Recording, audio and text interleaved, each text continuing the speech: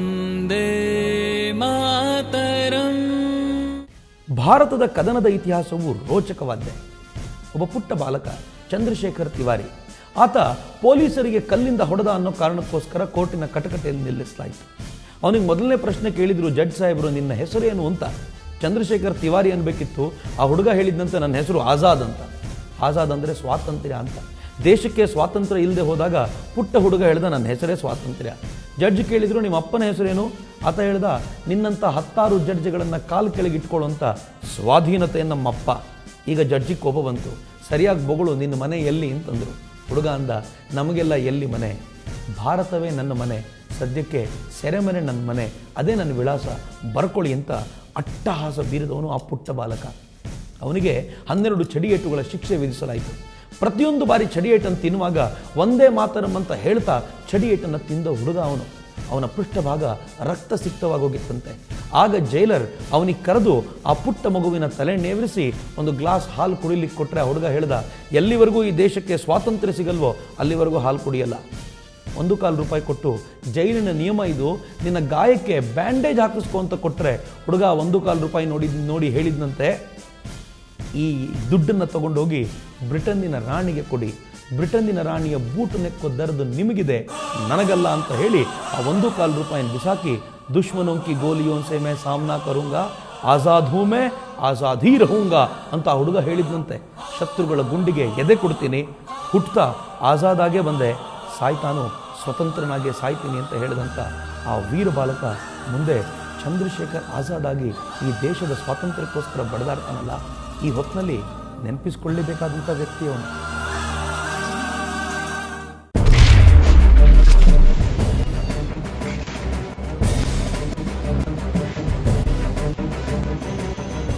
ವಂದೇ ಮಾತರಂ, ವಂದೇ ಮಾತರಂ. ಸಂತರೊಬ್ಬರು ನನ್ನ ಹತ್ರ ಹೇಳ್ತಿದ್ರು, ಅದೊಮ್ಮೆ ಅವರ ಆಶ್ರಮಕ್ಕೆ ಫ್ರಾನ್ಸಿನ ವ್ಯಕ್ತಿಯೊಬ್ಬರು ಬಂದಿದ್ದರಂತೆ. ಅವ್ರ ಕಾಲಿಗೆ ಚಪ್ಪಲಿನೇ ಹಾಕಿರಲಿಲ್ಲ.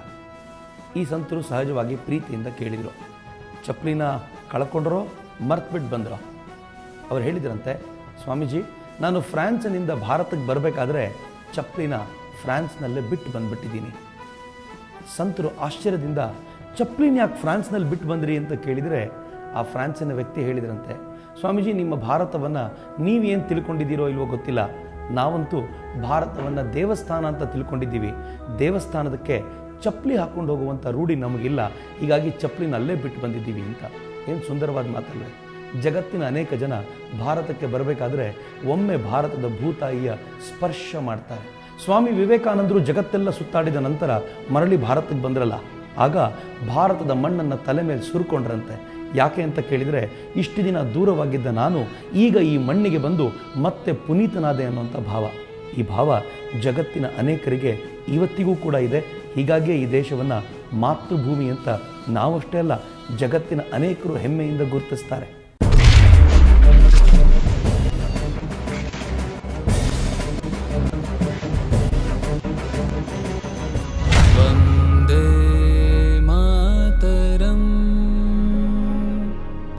ವಂದೇ ಮಾತರಂ.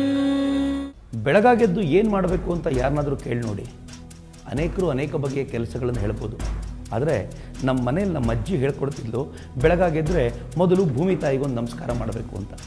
ನಾವು ನಮ್ಮ ಕಾಲನ್ನು ಭೂಮಿ ತಾಯಿಗೆ ತಾಕ್ಸೋಕ್ಕಿಂತ ಮುಂಚೆ ಒಮ್ಮೆ ಈ ತಾಯಿಗೆ ನಮಸ್ಕಾರ ಮಾಡಿ, ಅಮ್ಮ ನಿನ್ನ ಮಗು ನಾನು ನಿನ್ನನ್ನು ತುಳಿಬಾರ್ದು, ಆದರೆ ಅನಿವಾರ್ಯವಾಗಿ ತುಳಿಬೇಕಾಗ್ತಿದೆಯಲ್ಲ ಅಂತ ಒಮ್ಮೆ ಅವಳಿಂದ ಕ್ಷಮೆ ಕೇಳ್ಕೊಳ್ಬೇಕು ಅಂತ ನಮ್ಮ ಅಜ್ಜಿ ಯಾವಾಗಲೂ ಹೇಳ್ಕೊಡ್ತಾ ಇದ್ಲು.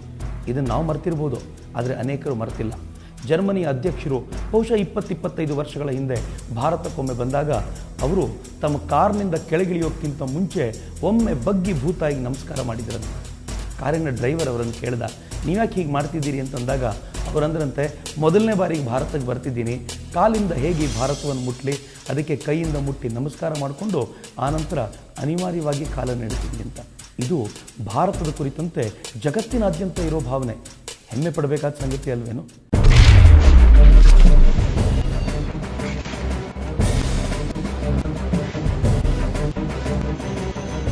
ವಂದೇ ಮಾತರಂ.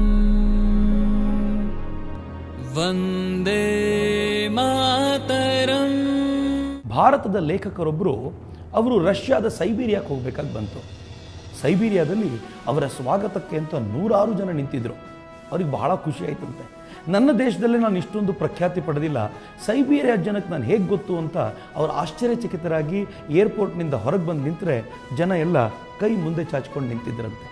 ಯಾಕೆ ಅಂತ ಇವರು ಆಶ್ಚರ್ಯದಿಂದ ಕೇಳಿದಾಗ ಹೇಳಿದರು, ನೀವು ಬಂಗಾಳದಿಂದ ಬಂದಿದ್ದೀರಿ, ನಮಗೋಸ್ಕರ ಏನಾದರೂ ತೊಗೊಂಡು ಬಂದಿರ್ತೀರಿ ಅಂತ ಗೊತ್ತು, ನಮಗಿನ್ನೇನೂ ಬೇಕಾಗಿಲ್ಲ, ಬಂಗಾಳದಲ್ಲಿ ಹರಿಯೋ ಪವಿತ್ರ ಗಂಗೆಯನ್ನು ಒಂದೊಂದು ಹನಿ ನಮಗೆ ಕೊಟ್ಟುಬಿಡಿ ಸಾಕು ಅಂತ ಅವರು ಕೇಳ್ಕೊಂಡಿದ್ದರಂತೆ. ಗಂಗೆಗಾಗಿ ಇಡೀ ಜಗತ್ತು ಪರಿತಪಿಸುತ್ತೆ.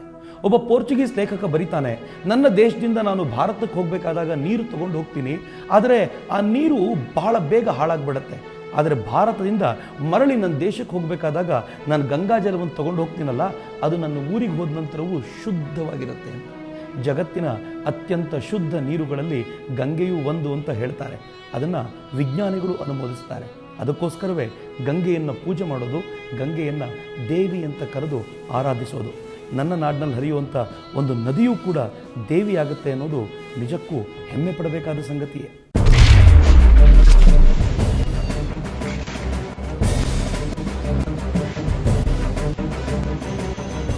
ವಂದೇ ಮಾತರಂ.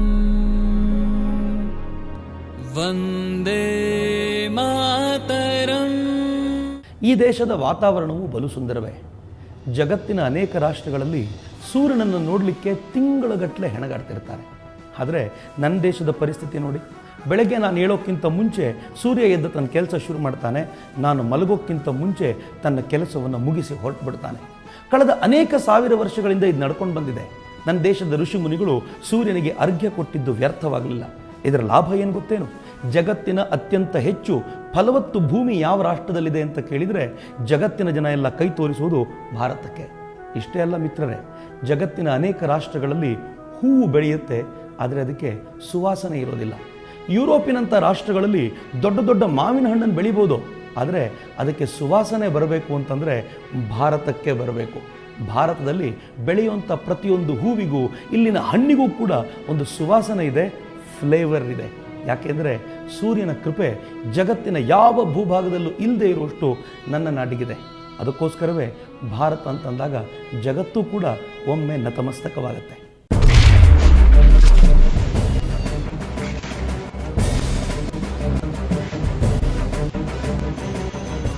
ವಂದೇ ಮಾತರಂ. ವಂದೇ ಮಾತರಂ. ನೀವು ಜಗತ್ತಿನ ಯಾವ ರಾಷ್ಟ್ರವನ್ನಾದರೂ ಹೆಸರಿಸಿ, ನಾನು ನಿಮ್ಗೆ ಅದನ್ನು ಭಾರತದಲ್ಲಿ ತೋರಿಸ್ತೀನಿ. ನೀವು ಯುರೋಪನ್ನು ನೋಡಬೇಕು ಅಂತಾದರೆ ನಮ್ಮ ಹಿಮಾಲಯದ ತಪ್ಪಲಿಗೆ ಬನ್ನಿ, ಥೇಟ್ ಯುರೋಪಿನ ವಾತಾವರಣ, ಯುರೋಪಿನ ದೃಶ್ಯ ನಿಮ್ಗೆ ನೋಡ್ಲಿಕ್ಕೆ ಸಿಗುತ್ತೆ. ನೀವೇನಾದರೂ ಜಗತ್ತಿನಲ್ಲಿ ಮರುಭೂಮಿ ನೋಡಬೇಕು ಅಂತ ನಿಶ್ಚಯ ಮಾಡಿದರೆ ರಾಜಸ್ಥಾನಕ್ಕೆ ಬನ್ನಿ, ಕಣ್ಣು ಹಾಯಿಸಿದಷ್ಟು ಉದ್ದಕ್ಕೂ ಇರುವಂಥ ಮರುಭೂಮಿನ ನೋಡ್ಬೋದು.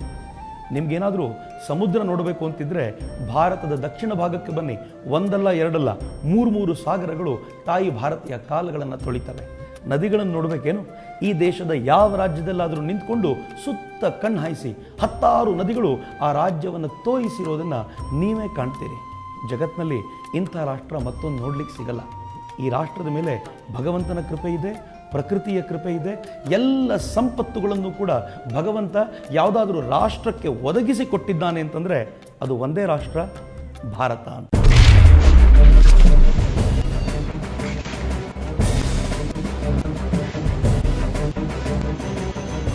ವಂದೇ ಮಾತರಂ. ವಂದೇ ಮಾತರಂ. ಜಗತ್ತಿನ ಅತ್ಯಂತ ಸಂಪದ್ಭರಿತ ರಾಷ್ಟ್ರ ಭಾರತ ಅನ್ನೋದರಲ್ಲಿ ಅವತ್ತಿಗೂ ಯಾರಿಗೂ ಅನುಮಾನ ಇರಲಿಲ್ಲ, ಇವತ್ತಿಗೂ ಅನುಮಾನ ಇಲ್ಲ. ಬಹುಶಃ ಇನ್ನು 100 ವರ್ಷ ಕಳೆದರೂ ಕೂಡ ಯಾರಿಗೂ ಅನುಮಾನ ಉಳಿಯೋದಿಲ್ಲ. ಈ ಸಂಪತ್ತನ್ನು ನೋಡಿಕೊಂಡೇ ಜಗತ್ತಿನ ಅನೇಕ ರಾಷ್ಟ್ರಗಳು ಭಾರತದ ಮೇಲೆ ಆಕ್ರಮಣ ಮಾಡಿತು. ಗ್ರೀಕರು, ಶಕರು, ಹೂಣರು, ಮೊಘಲರು, ತುರ್ಕರು, ಅರಬ್ಬರು, ಅಫ್ಘನರು, ಪೋರ್ಚುಗೀಸರು, ಫ್ರೆಂಚರು, ಡಚ್ಚರು, ಇಂಗ್ಲೀಷರು. ಸ್ವಾತಂತ್ರ್ಯ ಬಂದ ಮೇಲೆ ಆ ದಿಕ್ಕಲ್ಲಿ ಪಾಕಿಸ್ತಾನ, ಚೀನಾ, ಬಾಂಗ್ಲಾದೇಶ ಯಾರೂ ಈ ದೇಶವನ್ನು ಬಿಡಲಿಲ್ಲ. ಈ ದೇಶದ ಸಂಪತ್ತನ್ನು ಲೂಟಿ ಮಾಡಬೇಕು ಅಂತ ಎಲ್ಲರೂ ಧಾವಿಸಿ ಬಂದರು. ನನಗೂ ಬಹಳ ಬಾರಿ ಅನ್ನಿಸ್ತಿತ್ತು, ಎಷ್ಟೊಂದು ಜನರ ಆಕ್ರಮಣಕ್ಕೆ ತುತ್ತಾಗ್ಬಿಟ್ವಲ್ಲ ಅಂತ. ಆದರೆ ಆಮೇಲೆ ಗೊತ್ತಾಯಿತು, ಜಗತ್ತಿನಲ್ಲಿ ಅನೇಕ ರಾಷ್ಟ್ರಗಳು ಒಂದೊಂದು ಆಕ್ರಮಣವನ್ನು ತಡ್ಕೊಳ್ಳಾಗದೆ ಪೂರ್ತಿ ನಾಶ ಹೊಂದ್ಬಿಟ್ವು. ಆದರೆ ಜಗತ್ತಿನ ಭೂಪಟದಲ್ಲಿ ಒಂದೇ ಒಂದು ರಾಷ್ಟ್ರ ಇಷ್ಟು ಆಕ್ರಮಣಗಳನ್ನು ತಡ್ಕೊಂಡು ಇವತ್ತಿಗೂ ಕೂಡ ಬಲಾಢ್ಯವಾಗಿ ನಿಂತಿದೆ ಅಂತಂದರೆ ಅದು ಭಾರತ ಮಾತ್ರ. ಹೀಗಾಗಿ ಭಾರತ ಅನ್ನುವಾಗ ಎದೆ ತಗ್ಗಿಸಬೇಕಾಗಿಲ್ಲ, ಎದೆ ಉಬ್ಬಿಸಿ ನಿಲ್ಲಬೇಕು ಅಂತ ಹೇಳೋದು.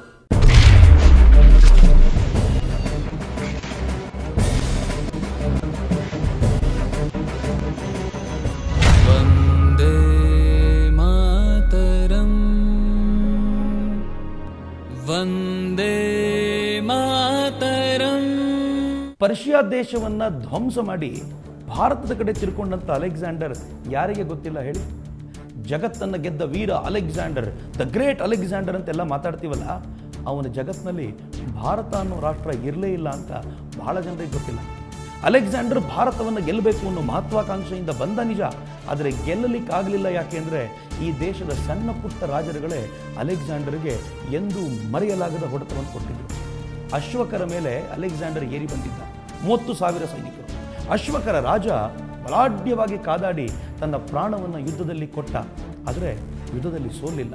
ಯಾಕೆಂದರೆ ಅಶ್ವಕರ ರಾಣಿ ಕೃಪಾ, ಗ್ರೀಕರು ಅವಳನ್ನು ಕೆಫಲಿಸ್ ಅಂತ ಕರೀತಾರೆ, ಆ ಹೆಣ್ಮಗಳು ಅಲೆಕ್ಸಾಂಡರ್ನ ಎದುರಿಗೆ ಕತ್ತಿ ಹಿರಿದು ನಿಂತಾಗ ಗಾಬರಿಗೊಂಡಂಥ ಅಲೆಕ್ಸಾಂಡರ್ ದ ಗ್ರೇಟ್ ಈ ದೇಶದ ಒಬ್ಬ ರಾಣಿ ಎದುರಿಗೆ ತಲೆ ತಗ್ಗಿಸಿ ನಿಂತು ನಾವಿಬ್ಬರು ಕದನ ವಿರಾಮ ಮಾಡಿಕೊಳ್ಳೋಣ ಅಂತ ಕೇಳ್ಕೊಂಡಲ್ಲ, ಇದು ಭಾರತದ ತಾಕತ್ತಿಗೆ ಸಾಕ್ಷಿ ಅಂತ.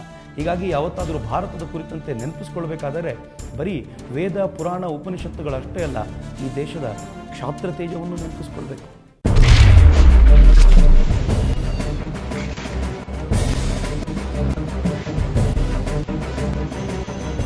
ವಂದೇ ಮಾತರಂ, ವಂದೇ ಮಾತರಂ. ಭಾರತದ ಇತಿಹಾಸ ಏನು? ಜಗತ್ತಿನ ಇತಿಹಾಸದಲ್ಲೇ ಮರೆಯಲಾಗದ ಸಾಮ್ರಾಜ್ಯ ಅಂತ ಯಾವುದಾದ್ರೂ ಇದ್ದರೆ ಅನುಮಾನವೇ ಇಲ್ಲ, ಅದು ವಿಜಯನಗರ ಸಾಮ್ರಾಜ್ಯ. ಕನ್ನಡಿಗರೇ ಕಟ್ಟಿದಂಥ ಸಾಮ್ರಾಜ್ಯ. ಅದೊಮ್ಮೆ ಹಕ್ಕಬುಕ್ಕರು ಕಾಡಿನಲ್ಲಿ ಬರ್ತಿದ್ರಂತೆ. ಮೊಲವೊಂದನ್ನು ತೋಳ ಅಟ್ಟಿಸ್ಕೊಂಡು ಬರ್ತಿತ್ತು.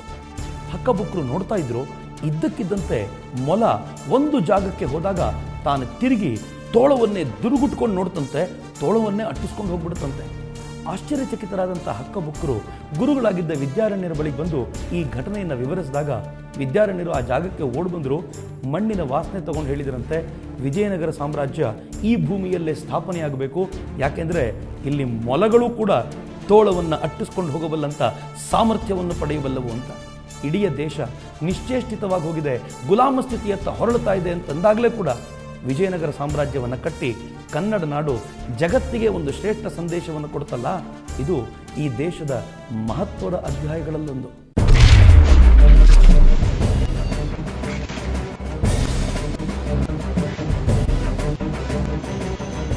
ವಂದೇ ಮಾತರಂ, ವಂದೇ ಮಾತರಂ. ಭಾರತದ ಇತಿಹಾಸ ಅಂತಂದಾಗ ಶಿವಾಜಿ ಮಹಾರಾಜರನ್ನ ಮರೆಯೋದು ಹೇಗೆ ಹೇಳಿ? ಶಿವಾಜಿ ಮಹಾರಾಜರ ಕುರಿತಂತೆ ಮಹಾರಾಷ್ಟ್ರದಲ್ಲಿ ಒಂದು ಗ್ರಾಮ್ಯ ಕಥೆ ಒಂದು ಚಾಲ್ತಿಯಲ್ಲಿದೆ. ತಾರುಣ್ಯದಲ್ಲಿದ್ದಂಥ ಶಿವಾಜಿ ಮಹಾರಾಜರು ಅದೊಮ್ಮೆ ಮನೆಗೆ ಬಂದರಂತೆ. ಕುಪ್ಪಸ ಧರಿಸದ ತಾಯಿಯನ್ನು ನೋಡಿ ಕೇಳಿದರು, ಅಮ್ಮ, ಎಲ್ಲರ ತಾಯಿಯಂದರು ಕುಪ್ಪಸ ಹಾಕ್ಕೊಳ್ತಾರೆ, ನೀನು ಮಾತ್ರ ಕುಪ್ಪಸ ಹಾಕ್ಕೊಳ್ಳೋದಲ್ಲ, ಯಾಕೆ?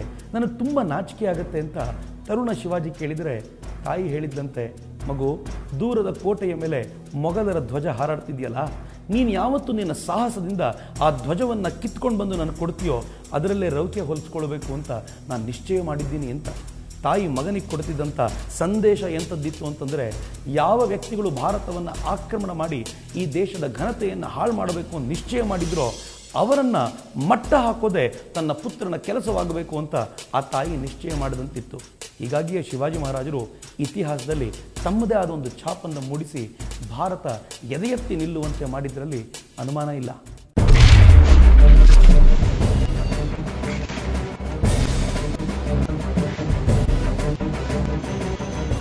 ವಂದೇ ಮಾತರಂ, ವಂದೇ ಮಾತರಂ. ಭಾರತ ಜಗತ್ತಿಗೆ ಏನು ಕೊಡ್ತು ಅನ್ನೋ ಪ್ರಶ್ನೆಗೆ ಉತ್ತರ ಕೊಡೋದೇ ಬಹಳ ಕಷ್ಟ. ವಶಿಷ್ಠರಿಂದ ಹಿಡಿದು ಬುದ್ಧನವರೆಗೆ, ಶಂಕರರಿಂದ ಹಿಡಿದು ಅಂಬೇಡ್ಕರ್ರವರೆಗೆ ಭಾರತ ಜಗತ್ತಿಗೆ ಬದುಕೋದನ್ನು ಹೇಗೆ ಅನ್ನುವಂಥ ಸಂದೇಶವನ್ನು ಎಷ್ಟರ ಮಟ್ಟಿಗೆ ಕೊಡ್ತು ಗೊತ್ತೇನು? ಸ್ವಾಮಿ ವಿವೇಕಾನಂದರು ಯುರೋಪ್ನಲ್ಲಿ ತಿರುಗಾಡ್ತಿರುವಾಗ ಬುದ್ಧನ ಬಗ್ಗೆ ತುಂಬ ಮಾತಾಡ್ತಿದ್ರಂತೆ. ಯಾರೋ ಒಬ್ಬ ಯುರೋಪಿನ ಇತಿಹಾಸಕಾರ ಎದ್ದು ನಿಂತು ಪ್ರಶ್ನೆ ಮಾಡ್ತಾನೆ, ನೀವು ಬುದ್ಧನ ಬಗ್ಗೆ ಇಷ್ಟೆಲ್ಲ ಮಾತಾಡ್ತೀರಿ, ನಿಮ್ಮ ಬುದ್ಧ ಯುರೋಪಿಗೆ ಬಂದೇ ಇರಲಿಲ್ಲ ಯಾಕೆ ಅಂತ ಪ್ರಶ್ನಿಸಿದ. ಸ್ವಾಮೀಜಿ ಅದಕ್ಕೆ ಹೇಳಿದರು, ಬುದ್ಧ ಭಾರತದಲ್ಲಿ ತಿರುಗಾಡ್ತಿರುವಾಗ ಯುರೋಪ್ನಲ್ಲಿ ಇವತ್ತು ಬುದ್ಧಿವಂತರನ್ನಿಸ್ಕೊಂಡವರೆಲ್ಲ ಮರದ ಮೇಲೆ ಮಂಗಗಳಾಗಿ ಕುಳಿತಿದ್ರು. ಬುದ್ಧ ಬಂದಿದ್ದು ಮಾನವರಿಗೆ ಬೋಧನೆ ಮಾಡಲಿಕ್ಕೆ ಹೊರತು ಮಂಗಗಳಿಗಲ್ಲ, ಹೀಗಾಗಿ ಯುರೋಪಿಗೆ ಬರೋ ಪ್ರಮೇಯ ಬರಲಿಲ್ಲ ಅಂತ ತಮಾಷೆಗೆ ಹೇಳಿದ್ದಿರ್ಬೋದು, ಆದರೆ ವಾಸ್ತವದ ಸತ್ಯ ಕೂಡ. ಜಗತ್ತಿನ ಜನಕ್ಕೆ ಬದುಕೋದು ಹೇಗೆ ಅಂತ ಗೊತ್ತಿಲ್ಲದೆ ಹೋದಾಗಲೇ ಈ ದೇಶದ ಅನೇಕ ಸಂತರು ಶ್ರೇಷ್ಠ ಸಂಗತಿಗಳನ್ನು ಕೊಟ್ಟಿದ್ದರು. ಇವತ್ತಿಗೂ ಕೂಡ ಭಾರತ ಜಗತ್ತನ್ನು ಆ ಮೂಲಕವೇ ಆಳ್ತಾ ಇರೋದು. ಅದಕ್ಕೆ ಭಾರತವನ್ನು ವಿಶ್ವಗುರು ಅಂತ ಕರಿಬೇಕಾದಾಗ ಹೆಮ್ಮೆ ಅನಿಸುತ್ತೆ. ಏಕೆಂದರೆ ಕತ್ತಿಯಿಂದ ಬಂದೂಕಿನಿಂದ ಆಳದವರಲ್ಲ, ನಾವು ಜಗತ್ತನ್ನು ಜ್ಞಾನದ ಮೂಲಕ ಆಳದವರು ಅಂತ.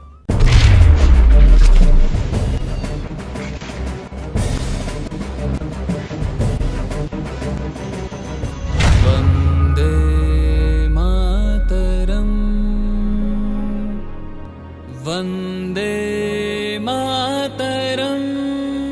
ವಿಶ್ವಶಾಂತಿ ಅನ್ನೋ ಪದಕ್ಕೆ ಪರ್ಯಾಯ ಪದ ಅಂತ ಏನಾದರೂ ಇದ್ದರೆ ಅದು ಭಾರತವೇ. ನಾವು ಯಾವ ಮಂತ್ರಗಳನ್ನಾದರೂ ಹೇಳಲಿ, ಯಾವುದೇ ಕೆಲಸವನ್ನು ಮಾಡಲಿ, ಅಂತಿಮವಾಗಿ ಶಾಂತಿ ಅನ್ನೋ ಕಲ್ಪನೆಯನ್ನು ತಂದುಕೊಳ್ಳದೆ ಬಿಡೋದೇ ಇಲ್ಲ. ಎಲ್ಲ ಕಾರ್ಯಕ್ರಮಗಳ ಕೊನೆಯಲ್ಲಿ ನಾವು ಶಾಂತಿ ಮಂತ್ರ ಹೇಳ್ತೀವಲ್ಲ, ಸರ್ವೇ ಭವಂತು ಸುಖಿನಃ, ಸರ್ವೇ ಸಂತು ನಿರಾಮಯಾಃ, ಸರ್ವೇ ಭದ್ರಾಣಿ ಪಶ್ಯಂತು, ಮಾ ಕಶ್ಚಿತ್ ದುಃಖ ಭಾಗ್ ಭವೇತ್. ಅದರ ಅರ್ಥ ಏನು ಗೊತ್ತೇನು? ಎಲ್ಲರೂ ಆರೋಗ್ಯವಾಗಿರಲಿ, ಎಲ್ಲರೂ ಸುಖವಾಗಿರಲಿ, ಎಲ್ಲರೂ ಒಳ್ಳೆಯದನ್ನು ನೋಡುವಂತಾಗಲಿ, ಯಾರಿಗೂ ದುಃಖ ಇಲ್ಲದಂತಾಗಲಿ, ಶಾಂತಿ ಎಲ್ಲೆಡೆ ನೆಲೆಸಲಿ ಅಂತ. ಹೀಗೆ ಎಲ್ಲರೂ ಚೆನ್ನಾಗಿರಲಿ ಅಂದರೆ ಅದು ಭಾರತೀಯರು ಮಾತ್ರ ಅಲ್ಲ, ಜಗತ್ತಿನ ಎಲ್ಲ ಜನಾಂಗದವರು, ಎಲ್ಲ ಜೀವಿಗಳು, ಕೊನೆಗೆ ಪಶು ಪಕ್ಷಿ ಕ್ರಿಮಿ ಕೀಟ ಎಲ್ಲವೂ ಕೂಡ ಚೆನ್ನಾಗಿರಲಿ ಅಂತ ಭಾವಿಸುವಂಥ ಶ್ರೇಷ್ಠ ಕಲ್ಪನೆ ಇತ್ತಲ್ಲ, ಅದಕ್ಕೋಸ್ಕರವೇ ಜಗತ್ತು ಭಾರತವನ್ನು ಕಂಡಾಗ ನತಮಸ್ತಕವಾಗೋದು. ಜಗತ್ತಿನ ಅತ್ಯಂತ ಶ್ರೇಷ್ಠ ವ್ಯಕ್ತಿಗಳೆಲ್ಲ ಭಾರತವನ್ನು ಕುರಿತಂತೆ ಭಾವುಕರಾಗುವ ಕಾರಣ ಏನು ಅಂತಂದರೆ, ತಾನೊಬ್ಬನೇ ಅಂತ ಹೇಳದೆ ಎಲ್ಲರನ್ನೂ ಕೊಂಡೊಯ್ಯುವಂಥ ಪ್ರಯತ್ನ ಮಾಡಬಲ್ಲಂಥ ರಾಷ್ಟ್ರ ಅದು ಭಾರತ ಮಾತ್ರ ಅನ್ನೋ ಕಾರಣಕ್ಕೆ. ಅದೇ ನಮಗೂ ಕೂಡ ಹೆಮ್ಮೆ.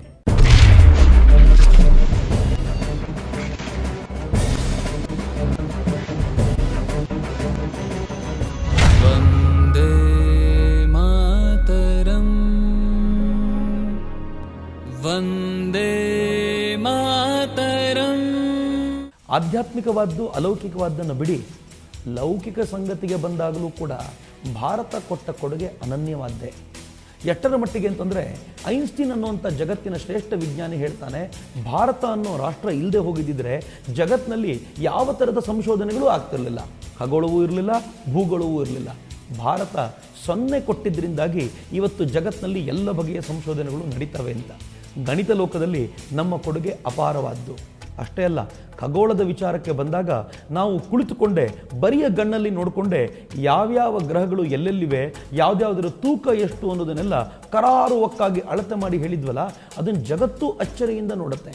ಯಾವುದನ್ನು ಇವತ್ತು ವಿಜ್ಞಾನ ತಂತ್ರಜ್ಞಾನ ಅಂತ ನಾವು ಕರಿತೀವೋ ಅದು ಭಾರತಕ್ಕೆ ಯಾವುದು ಹೊಸತಾಗಿರಲಿಲ್ಲ ಅನ್ನೋದು ಇವತ್ತು ಹೊಸದಾಗಿ ಸಂಶೋಧನೆ ನಡೀತಾ ಗೊತ್ತಾಗ್ತಿದೆ. ಹೀಗಾಗಿ ಇಡೀ ಜಗತ್ತು ಇವತ್ತು ಭಾರತದ ಸುತ್ತ ಗಿರ್ಕಿ ಹೊಡೆಯುತ್ತಾ ಭಾರತ ಹೇಳಿದ್ದನ್ನು ಮತ್ತೊಮ್ಮೆ ಅಧ್ಯಯನ ಮಾಡಬೇಕು ಅನ್ನುವಂಥ ಪ್ರಯತ್ನದಲ್ಲಿ ನಿರತವಾಗಿರೋದನ್ನು ನೋಡಿದರೆ ಮತ್ತೊಮ್ಮೆ ಭಾರತ ಜಗತ್ತನ್ನು ಆಳುವ ಕಾಲ ದೂರ ಇಲ್ಲ ಅಂತ ಅನಿಸುತ್ತೆ.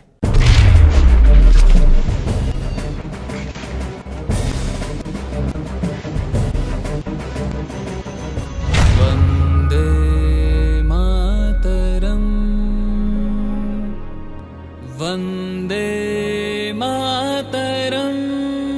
ಸ್ವಾತಂತ್ರ್ಯ ಸಂಗ್ರಾಮದಲ್ಲಿ ಕ್ರಾಂತಿಕಾರಿಗಳ ಜೀವನವನ್ನು ಹೇಗೆ ನೋಡ್ತೀವೋ ಹಾಗೆ ಒಂದಷ್ಟು ಘಟನೆಗಳನ್ನು ನೋಡಬೇಕು. ಈ ವರ್ಷ 90 ವರ್ಷ ಆದಂಥ ಒಂದು ಘಟನೆ ಇದೆ, ಅದನ್ನು ಕಾಕೋರಿ ಕಾಂಡ ಅಂತ ಕರೀತಾರೆ. ಕಾಕೋರಿ ಅನ್ನೋದು ಒಂದು ರೈಲಿನ ದರೋಡೆಯ ಪ್ರಕರಣ. ಕ್ರಾಂತಿಕಾರಿಗಳು ಸ್ವಾತಂತ್ರ್ಯಕ್ಕೋಸ್ಕರ ಹೋರಾಟ ನಡೆಸಬೇಕಾದಾಗ ಮನೆಯಿಂದ ಹೊರಗಿರ್ತಿದ್ರು, ಅವರಿಗೆ ಉದ್ಯೋಗಗಳು ಇರ್ತಿರಲಿಲ್ಲ. ಹೀಗಾಗಿ ಈ ಕ್ರಾಂತಿಕಾರಿಗಳೆಲ್ಲ ಹಣ ಸಂಗ್ರಹಕ್ಕೆ, ಬಂದೂಕನ್ನು ಕೊಂಡುಕೊಳ್ಳಲಿಕ್ಕೆ, ಮದ್ದುಗುಂಡುಗಳ ಸಂಗ್ರಹ ಮಾಡಬೇಕು ಅಂತ ಹಣ ಸಂಗ್ರಹಕ್ಕೆ ಒದ್ದಾಡ್ತಿದ್ರಲ್ಲ, ಹಾಗೆ ಅನೇಕ ಬಾರಿ ಯಾರು ಹಣ ಕೊಡದೆ ಹೋದಾಗ ದರೋಡೆಗಿಳಿತಿದ್ರು. ಕಾಕೋರಿ ಅನ್ನುವಂಥ ಒಂದು ಸ್ಟೇಷನ್ನಿಗೆ ಬ್ರಿಟಿಷರ ರೈಲು ಪದೇ ಪದೇ ಬರ್ತಿತ್ತು. ಈ ರೈಲಿನಲ್ಲಿ ಭಾರತೀಯರಿಂದ ಸಂಗ್ರಹವಾದ ತೆರಿಗೆಯನ್ನು ಅವರು ತಗೊಂಡು ಬರ್ತಿದ್ರು. ನಮ್ಮೆಲ್ಲ ಕ್ರಾಂತಿಕಾರಿಗಳು ನಿಶ್ಚಯ ಮಾಡಿದ್ರು, ಈ ತೆರಿಗೆ ಹಣವನ್ನು ನಾವು ಲೂಟಿ ಮಾಡಲೇಬೇಕು ಅಂತ ಹಠ ಹಿಡಿದು ಒಂದು ತಂಡವನ್ನು ಕಟ್ಕೊಂಡ್ರು. ರಾಮ್ ಪ್ರಸಾದ್ ಬಿಸ್ಮಿಲ್, ಅಶ್ಫಾಕುಲ್ಲಾ ಖಾನ್, ಚಂದ್ರಶೇಖರ್ ಆಜಾದ್ರಂಥ ಅನೇಕ ಪ್ರಮುಖ ಕ್ರಾಂತಿಕಾರಿಗಳು ಸೇರಿ ರೈಲನ್ನು ಅಡ್ಡಗಟ್ಟಿದ್ರು. ಒಂದು 2 ಬಾರಿ ಗುಂಡಿನ ಸದ್ದು ಮಾಡಿದ್ದಷ್ಟೇ ಒಳಗಿದ್ದ ಬ್ರಿಟಿಷ್ ಅಧಿಕಾರಿಗಳು ಕೂಡ ಮಿಸುಕಾಡದೆ ಉಳಿದು ಬಿಟ್ರು. ಆ ರೈಲಿನಲ್ಲಿ ಹೋಗ್ತಿದ್ದಂಥ ಆ ತೆರಿಗೆಯ ಹಣ ಇದ್ದಂಥ ಪೆಟ್ಟಿಗೆಯನ್ನು ಹೊರತೆಗೆದು ಅದನ್ನು ಒಡೆದು ಅದರಿಂದ ಸಂಗ್ರಹವಾದ ಹಣವನ್ನು ತೆಗೆದುಕೊಂಡು ಹೋದರು. ಬ್ರಿಟಿಷ್ ಸರ್ಕಾರಕ್ಕೆ ಇದು ದೊಡ್ಡ ತಪರಾಕಿಯಾಗಿತ್ತು. ಯಾವ ಪರಿ ಅವತ್ತಿನ ದಿನದಲ್ಲಿ ಅಲ್ಲೋಲ ಕಲ್ಲೋಲ ನಡೆದುಬಿಟ್ಟು ಅಂತಂದರೆ ಹೇಗಾದರೂ ಮಾಡಿ ಈ ಕ್ರಾಂತಿಕಾರಿಗಳನ್ನ ಬಂಧಿಸಬೇಕು ಅಂತ ಅನೇಕ ಗೂಢಚಾರರನ್ನು ಬಿಟ್ಟು ಕೊನೆಗೂ ರಾಮ್ ಪ್ರಸಾದ್ ಬಿಸ್ಮಿಲ್, ಅಶ್ಫಾಕುಲ್ಲಾ ಆದಿಯಾಗಿ 7 ಕ್ರಾಂತಿಕಾರಿಗಳನ್ನು ಬಂಧಿಸಿ ನೇಣು ಶಿಕ್ಷೆ ಕೊಡಲಾಯಿತು. ಆಗಲೇ ಆ ಸಂದರ್ಭದಲ್ಲೇ ಅಶ್ಫಾಕುಲ್ಲಾ ಖಾನ್ ಮತ್ತು ಗೆಳೆಯರು ಹಾಡಿದ್ದು ಸರ್ಫರೋಶಿ ಕಿ ತಮನ್ನಾ ಅಬ್ ಹಮಾರೆ ದಿಲ್ ಮೆ ಹೈ, ದೇಖನಾ ಹೈ ಜೋರ್ ಕಿತನಾ ಬಾಜು ಏ ಕಾತಿಲ್ ಮೆ ಹೈ. ಅರ್ಥ ಏನು ಗೊತ್ತೇನು? ಸಾಯೋ ಹುಚ್ಚು ಈಗ ನಮ್ಮ ಎದೆಯಲ್ಲಿದೆ, ಕೊಲ್ಲುವವನಿಗೆ ತಾಕತ್ ಎಷ್ಟಿದೆ ಅಂತ ನೋಡಬೇಕು ಅಂತಿದೆ ಅಂತ ಹೇಳ್ತಾ ಹೇಳ್ತಾ ಉರುಳನ್ನು ಚುಂಬಿಸಿ ಕೊರಳಿಗೆ ಹಾಕ್ಕೊಂಡ ಮಹಾತ್ಮರು ಇವರೆಲ್ಲ.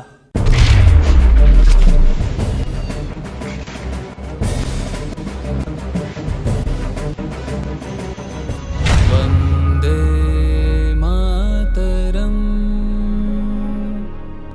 ವಂದೇ ಮಾತರಂ. ಸ್ವಾತಂತ್ರ್ಯ ಸಂಗ್ರಾಮ ಅಂದ ತಕ್ಷಣ ನಮಗೆಲ್ರಿಗೂ ಭಗತ್ ಸಿಂಗ್ ನೆನಪಾಗ್ಬಿಡ್ತಾನೆ. ನಿಜ, ಸರಿ ಕೂಡ ಹೌದು. ಆದರೆ ಭಗತ್ ಸಿಂಗ್ನ ಜೊತೆಗೆ ಪ್ರಾಣ ಕೊಟ್ಟಂಥ ಮತ್ತಿಬ್ಬರಿದ್ರಲ್ಲ, ರಾಜ್ಗುರು ಮತ್ತು ಸುಖದೇವ್. ರಾಜ್ಗುರು ಅದೆಂಥ ಹುಚ್ಚ ಅಂದರೆ ಮಹಾರಾಷ್ಟ್ರದಿಂದ ಬಂದಂಥವನು. ಆತ ಶಾರ್ಪ್ ಶೂಟರ್ ಆಗಿದ್ದ. ಎಷ್ಟೇ ದೂರದಿಂದ ನಿಂತ್ಕೊಂಡ್ರು ಯಾರಿಗೆ ಗುರಿ ಹೊಡಿಬೇಕೋ ಅವರಿಗೆ ಪರ್ಫೆಕ್ಟಾಗಿ ಗುರಿ ಹೊಡೆಯೋದ್ರಲ್ಲಿ ನಿಸ್ಸೀಮನಾಗಿದ್ದ. ಅವನಿಗೆ ಹೇಗಾದರೂ ಮಾಡಿ ಬ್ರಿಟಿಷ್ ಅಧಿಕಾರಿಯನ್ನು ಕೊಂದು ತಾನು ನೇಣಿಗೇರಬೇಕು ಅನ್ನುವಂಥ ಹುಚ್ಚು ಬಲವಾಗಿತ್ತು. ಹೀಗೇನಾದರೂ ಕೊಂದು ಸಿಕ್ಕಾಕೊಂಡ್ಬಿಟ್ರೆ ನನಗೆ ಬ್ರಿಟಿಷರು ಕೊಡುವಂಥ ಶಿಕ್ಷೆಯನ್ನು ಅನುಭವಿಸ್ಲಿಕ್ಕೆ ಸಿದ್ಧನಾಗಿದ್ದೀನೋ ಇಲ್ವೋ ಅಂತ ಆಗಾಗ ಪ್ರಯತ್ನ ಪಡ್ತಿದ್ದ. ಅದೊಮ್ಮೆ ರಾಜ್ಗುರು ಕ್ರಾಂತಿಕಾರಿಗಳ ಸಂಗಡ ಕೂತ್ಕೊಂಡು ಚಪಾತಿ ಮಾಡ್ತಾ ಇದ್ದಂತೆ. ಅದನ್ನು ಒಲೆ ಮೇಲಿಟ್ಟು ಬೇಯಿಸ್ತಿದ್ದಂಥ ರಾಜ್ಗುರು ಸ್ವಲ್ಪ ಹೊತ್ತಿನಲ್ಲಿ ಇದ್ದಕ್ಕಿದ್ದಂತೆ ಸುಟ್ಟ ವಾಸನೆ ಬಂತು. ಎಲ್ಲ ಕ್ರಾಂತಿಕಾರಿಗಳು ಓಡಿ ಬಂದು ಏನು ಸುಟ್ಟಿದೆ ಅಂತ ನೋಡಿದರೆ ರಾಜ್ಗುರು ಚಪಾತಿಯನ್ನು ಬೇಯಿಸುವಂಥ ಸೌಟನ್ನು ಚೆನ್ನಾಗಿ ಕಾಯಿಸಿ ತನ್ನ ಎದೆ ಮೇಲೆ ಇಟ್ಕೊಂಡಿದ್ದ. ಎದೆ ಸುಟ್ಟು ಕರಕಲಾಗೋಗಿತ್ತು. ಹೀಗೆ ಯಾಕೆ ಮಾಡಿದೆ ಅಂತ ಚಂದ್ರಶೇಖರ್ ಆಜಾದ್ ಕೇಳಿದರೆ ರಾಜ್ಗುರು ಹೇಳಿದಂತೆ, ಯಾಕೂ ಇಲ್ಲ, ಬ್ರಿಟಿಷರು ನನಗೆ ಟಾರ್ಚರ್ ಮಾಡಿದರೆ ತಡ್ಕೊಳ್ತೀನೋ ಇಲ್ವೋ ಅಂತ ಒಂದು ಟ್ರೈ ಮಾಡಿ ನೋಡಿದೆ, ನನಗೇನು ಕಷ್ಟ ಅನ್ನಿಸ್ತಿಲ್ಲ, ನಾನು ಯಾವ ಕಾರಣಕ್ಕೂ ಗುಟ್ಟು ಬಿಟ್ಕೊಡಲ್ಲ ಅಂತ ಖಾತ್ರಿ ಆಯಿತು ಅಂತ ಹೇಳಿ ತಮಾಷೆ ಮಾಡ್ಕೊಂಡು ನಗ್ತಿದ್ದ ಹುಡುಗ ಅಂತ. ಇಂಥ ಅನೇಕರು ಈ ದೇಶಕ್ಕೋಸ್ಕರ ಬಲಿದಾನ ಮಾಡಿದ್ರಲ್ಲ, ಅವರು ನೆನಪಿಸ್ಕೊಳ್ಳುವಾಗಲೆಲ್ಲ ಈ ದೇಶದ ಸ್ವಾತಂತ್ರ್ಯ ಸುಲಭಕ್ಕೆ ಬಂದಿದ್ದಲ್ಲ ಅನ್ನೋದು ವೇದ್ಯವಾಗುತ್ತೆ.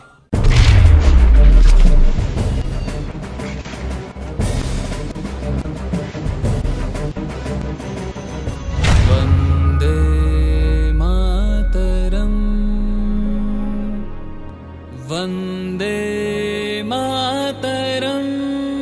ಈ ದೇಶ ಜಗತ್ತಿಗೆ ಏನೇ ಕೊಟ್ಟರು ಜಗತ್ತು ಅದನ್ನು ಪ್ರೀತಿಯಿಂದ ಸ್ವೀಕರಿಸುತ್ತೆ ಅನ್ನೋದಕ್ಕೆ ಯಾವ ಅನುಮಾನವೂ ಇವತ್ತು ಉಳ್ಕೊಳ್ಳಿಲ್ಲ.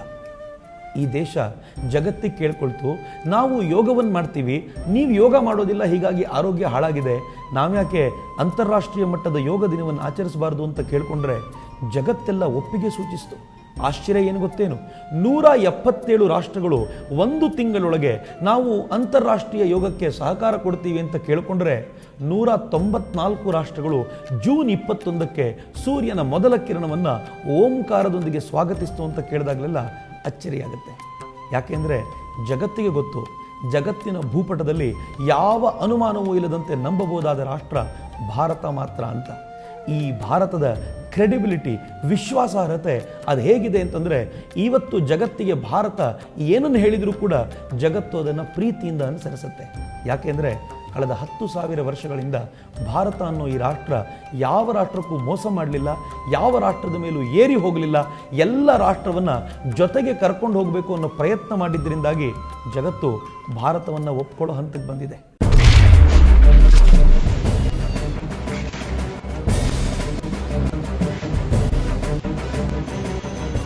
ವಂದೇ ಮಾತರಂ,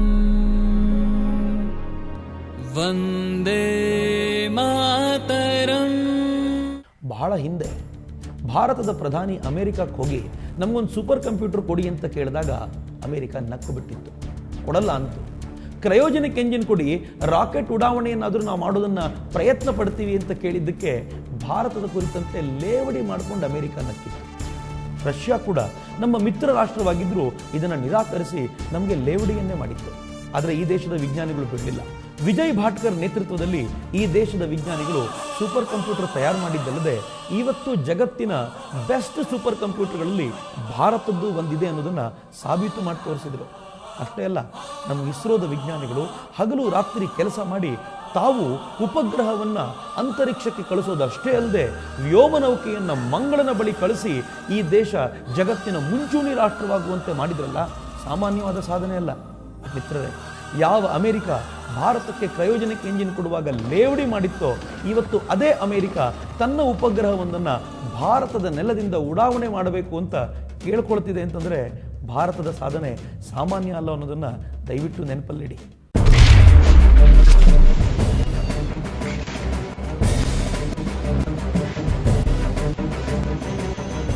ವಂದೇ ಮಾತರಂ, ವಂದೇ ಮಾತರಂ. ನಮ್ಮ ವಿಜ್ಞಾನಿಗಳು ಮಂಗಳನ ಅಂಗಳಕ್ಕೆ ನೌಕೆಯನ್ನು ಕಳಿಸ್ಕೊಟ್ರಲ್ಲ, ಆ ವ್ಯೋಮ ನೌಕೆಯನ್ನು ಕಳಿಸುವಾಗ ಜಗತ್ತೆಲ್ಲ ನಕ್ಕಿತ್ತು. ಭಾರತದ ಬಳಿ ಈ ಥರದೊಂದು ಸಾಧನೆ ಸಾಧ್ಯವಾಗುತ್ತಾ ಅಂತ. ಈ ವ್ಯೋಮನೌಕೆಯ ವೈಶಿಷ್ಟ್ಯ ಏನು ಅಂತಂದರೆ, ಚೈನಾದಂಥ ಅನೇಕ ರಾಷ್ಟ್ರಗಳು ಕೂಡ ಈ ವ್ಯೋಮನೌಕೆಯನ್ನು ಕಳಿಸೋದರಲ್ಲಿ ಸೋತು ಹೋಗಿತ್ತು. ಯಾಕೆಂದರೆ ಈ ವ್ಯೋಮನೌಕೆ ಮಂಗಳನ ಅಂಗಳಕ್ಕೆ ಹೋಗುವಾಗ ಮಧ್ಯ ಒಂದು 15-20 ದಿನಗಳ ಕಾಲ ಅದನ್ನು ಟ್ರ್ಯಾಕ್ ಮಾಡಲಿಕ್ಕೆ ಸಾಧ್ಯವೇ ಆಗದಂಥ ಪರಿಸ್ಥಿತಿ ನಿರ್ಮಾಣ ಆಗ್ಬಿಡುತ್ತೆ. ಈ ದೇಶದ ವಿಜ್ಞಾನಿಗಳು ಆ ಹೊತ್ತಿನಲ್ಲೂ ಕೂಡ ಸಮುದ್ರಕ್ಕೆ 2 ಹಡಗುಗಳನ್ನು ಕಳಿಸ್ಕೊಟ್ಟು ಸಮುದ್ರದಲ್ಲಿ ನಿಂತುಕೊಂಡು ಆ ವ್ಯೋಮನೌಕೆಯನ್ನು ಟ್ರ್ಯಾಕ್ ಮಾಡಿ ವ್ಯೋಮನೌಕೆ ಮಂಗಳನ ಅಂಗಳಕ್ಕೆ ಸೇರೋದನ್ನು ಖಾತ್ರಿಪಡಿಸಿಕೊಂಡರು. ಇನ್ನೂ ಅಚ್ಚರಿಯ ಸಂಗತಿ ಏನು ಗೊತ್ತೇನು? ಈ ವ್ಯೋಮನೌಕೆಯನ್ನು ಮಂಗಳದ ಬಳಿ ಕಳಿಸುವಂಥ ಸಿನಿಮಾ ತೆಗಿಲಿಕ್ಕೆ ಅಮೆರಿಕಾದವರು ಎಷ್ಟು ಖರ್ಚು ಮಾಡಿದ್ರೋ ಹೆಚ್ಚು ಕಡಿಮೆ ಅದರ ಅರ್ಧದಷ್ಟು ಖರ್ಚಿನಲ್ಲಿ ನಾವು ನಿಜವಾಗ್ಲೂ ಒಂದು ವ್ಯೋಮನೌಕೆಯನ್ನೇ ಮಂಗಳಕ್ಕೆ ಕಳಿಸಾಗಿತ್ತು. ಲೆಕ್ಕಾಚಾರ ಹೇಗಿತ್ತು ಅಂತಂದರೆ 78 ಕಿಲೋಮೀಟರ್ ಉದ್ದಕ್ಕೂ ವ್ಯೋಮನೌಕೆ ಏನು ಸಂಚರಿಸ್ತೋ ಅದಕ್ಕೆ ನಾವು ಖರ್ಚು ಮಾಡಿರೋದನ್ನು ಲೆಕ್ಕ ಹಾಕ್ಕೊಂಡ್ರೆ ಕಿಲೋಮೀಟರ್ಗೆ 11 ರೂಪಾಯಿ ಖರ್ಚು ಮಾಡಿ ಈ ದೇಶದ ವಿಜ್ಞಾನಿಗಳು ಮಂಗಳನ ಅಂಗಳಕ್ಕೆ ವ್ಯೋಮನೌಕೆ ಕಳಿಸಿದರು. ಕಿಲೋಮೀಟರ್ಗೆ 11 ರೂಪಾಯಿಗೆ ಒಬ್ಬ ಆಟೋ ಡ್ರೈವರ್ ನಮ್ಮನ್ನು ಕರ್ಕೊಂಡು ಹೋಗ್ಲಿಕ್ಕೆ ಒಪ್ಕೊಳ್ಳಲ್ಲ. ಆದರೆ ಈ ದೇಶದ ವಿಜ್ಞಾನಿಗಳು ವ್ಯೋಮನೌಕೆಯನ್ನೇ ಮಂಗಳನ ಅಂಗಳಕ್ಕೆ ಕಳಿಸಿದ್ರಲ್ಲ, ಇದು ಭಾರತದ ಸಾಧನೆ ಅಂತ ಇಡೀ ಜಗತ್ತು ಇವತ್ತು ಭಾರತವನ್ನು ಕೊಂಡಾಡುತ್ತೆ. ಹೆಮ್ಮೆ ಪಡಬೇಕು ತಾನೆ.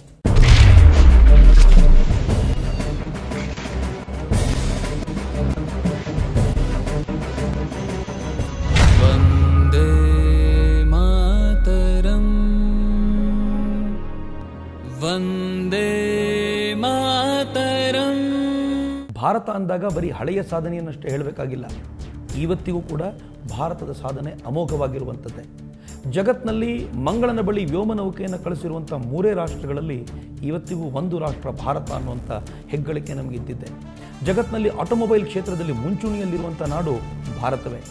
ಜಗತ್ತಿನಲ್ಲಿ ಔಷಧ ಉದ್ಯಮದಲ್ಲೂ ನಾವು ಮುಂಚೂಣಿಯಲ್ಲಿದ್ದೀವಿ. ಜಗತ್ತಿನಲ್ಲಿ ಅತ್ಯಂತ ಹೆಚ್ಚು ಹಾಲು ಉತ್ಪಾದನೆ ಮಾಡೋ ರಾಷ್ಟ್ರ ನಮ್ಮದು. ಜಗತ್ತಿನಲ್ಲಿ ಅತ್ಯಂತ ಹೆಚ್ಚು ಧಾನ್ಯ ಉತ್ಪಾದನೆ ಮಾಡೋ 2ನೇ ರಾಷ್ಟ್ರ ನಮ್ಮದು.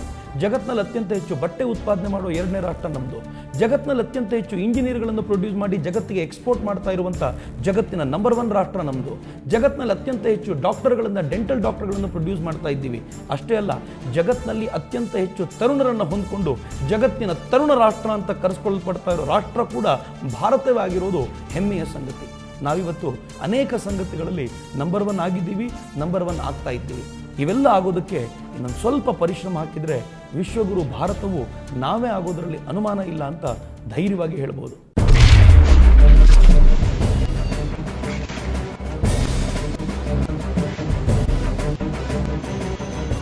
ವಂದೇ ಮಾತರಂ, ವಂದೇ ಮಾತರಂ. ಸರ್ವೇಪಲ್ಲಿ ರಾಧಾಕೃಷ್ಣನ್ ಈ ರಾಷ್ಟ್ರದ ರಾಷ್ಟ್ರಪತಿ ಆದಾಗ ಈ ದೇಶದ ಶಿಕ್ಷಕರೆಲ್ಲ ಹಬ್ಬ ಆಚರಿಸಿದ್ರಂತೆ. ಒಬ್ಬ ಶಿಕ್ಷಕರು ರಾಷ್ಟ್ರಪತಿಯಾಗಿದ್ದಾರೆ ಅಂತ ಖುಷಿ ಪಟ್ಟಿದ್ರಂತೆ. ಆಗ ಓಶೋ ಅನ್ನೋಂಥ ಒಬ್ಬ ದಾರ್ಶನಿಕ ಹೇಳಿದರು, ಶಿಕ್ಷಕ ರಾಷ್ಟ್ರಪತಿ ಆದರೆ ಬಹಳ ಖುಷಿ ಪಡಬೇಕಾದ ಸಂಗತಿ ಇಲ್ಲ. ಯಾಕೆಂದರೆ ರಾಷ್ಟ್ರಪತಿ ಶಿಕ್ಷಕರಿಗಿಂತ ದೊಡ್ಡವರೇನಲ್ಲ, ರಾಷ್ಟ್ರಪತಿಯನ್ನು ನಿರ್ಮಾಣ ಮಾಡಿದ್ದು ಶಿಕ್ಷಕರು. ಹೀಗಾಗಿ ಯಾರಾದರೂ ಒಬ್ಬ ರಾಷ್ಟ್ರಪತಿ ನಾನು ಶಿಕ್ಷಕನಾಗ್ತೀನಿ ಎಂದಿದ್ದಿನ ಹಬ್ಬ ಆಚರಣೆ ಮಾಡಬೇಕು ಅಂತ ಈ ದೇಶ ಜಗತ್ತಿಗೆ ಆ ಸಂದೇಶವನ್ನು ಕೊಟ್ಟೇ ಬಿಡ್ತು. ಅಬ್ದುಲ್ ಕಲಾಂರು ಮೊದಲನೇ ಅವಧಿ ರಾಷ್ಟ್ರಪತಿಯನ್ನು ಮುಗಿಸಿ ಮುಂದೇನು ಮಾಡ್ತೀರಿ ಅಂತ ಕೇಳಿದಾಗ ನಾನು ಶಿಕ್ಷಕನಾಗ್ತೀನಿ ಅಂತ ಹೇಳಿ ಜಗತ್ತಿಗೆ ಶಿಕ್ಷಕನ ಸ್ಥಾನ ಏನು ಅನ್ನೋದನ್ನು ಮತ್ತೊಮ್ಮೆ ತೋರಿಸ್ಕೊಟ್ರು. ಜಗತ್ತು ಕೂಡ ಎಷ್ಟು ಗೌರವದಿಂದ ಅವರನ್ನು ಕಂಡಿತು ಅಂದರೆ ಕೊನೆಯದಾಗಿ ಅಬ್ದುಲ್ ಕಲಾಂರು ದೇಹತ್ಯಾಗ ಮಾಡಿದಾಗ ಇಡೀ ಜಗತ್ತು ಒಮ್ಮೆ ಅವರಿಗೆ ಗೌರವ ತೋರಿಸುವಂಥ ವಾತಾವರಣ ನಿರ್ಮಾಣ ಆಗಿತ್ತಲ್ಲ, ಇದು ಕೂಡ ಭಾರತದ ಪಾಲಿಗೆ ಹೆಗ್ಗಳಿಕೆಯೇ ಸರಿ.